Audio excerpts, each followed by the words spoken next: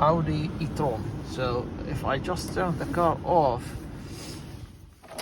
and if I want, this is the key by the way, and if I want to turn it back on, it won't start. He will tell me the battery of the key is empty, you need to change it, or at least put the key in the good place.